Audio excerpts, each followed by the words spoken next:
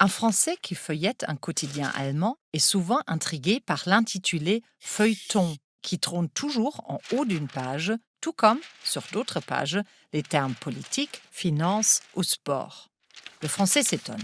Pour lui, un feuilleton, c'est une série télévisée des années 60 ou 70.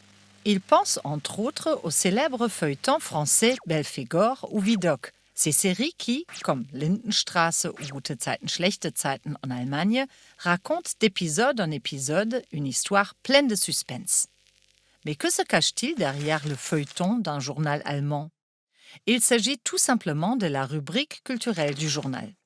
Les films, pièces de théâtre, expositions et livres y sont décortiqués et critiqués. Les actualités culturelles y sont consignées. Pourquoi le mot feuilleton, tel qu'on l'emploie en Allemagne, ou d'ailleurs on le prononce feuilleton, n'a-t-il pas le même sens en France? À l'origine, le mot feuillet désigne en français une feuille de papier, et feuilleton, le diminutif, désigne donc une petite feuille de papier. Le mot apparaît pour la première fois après la Révolution française.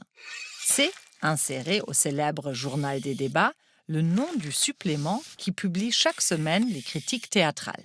Ce supplément connaît bientôt un tel succès que ses textes sont intégrés au journal et ils sont systématiquement imprimés sur le tiers ou le quart inférieur de la page. Un trait épais sépare ce feuilleton des autres nouvelles. Vers 1830, les journaux allemands reprennent à leur tour ce principe. Les actualités culturelles apparaissent sous un trait. On les appelle les informations unter dem Strich, sous le trait, ou plus couramment feuilleton, comme dans les journaux français.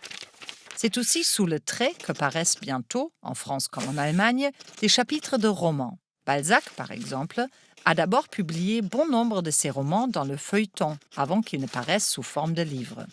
Un nouveau genre littéraire voit ainsi le jour, le roman feuilleton. Il atteint son apogée au XIXe siècle. Il faut dire que ce mode de publication présente bien des avantages. Les extraits de romans sont faciles à lire et poussent les lecteurs à se précipiter dès le lendemain sur le nouveau journal pour connaître la suite de l'histoire. Ces romans feuilletons permettent aussi aux auteurs de faire mieux connaître leurs textes au public.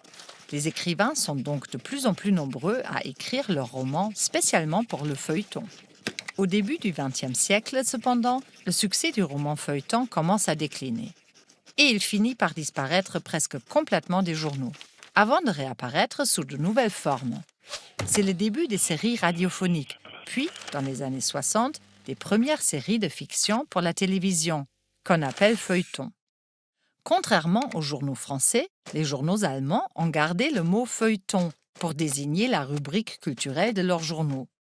Le feuilleton, que ce soit celui de la Süddeutsche Zeitung ou de la Frankfurter Allgemeine, jouit outre-Rhin d'une très grande popularité et contribue fortement à l'image de marque du journal. C'est dans ces colonnes qu'ont lieu les grands débats intellectuels et que s'expriment les plus grands esprits du pays.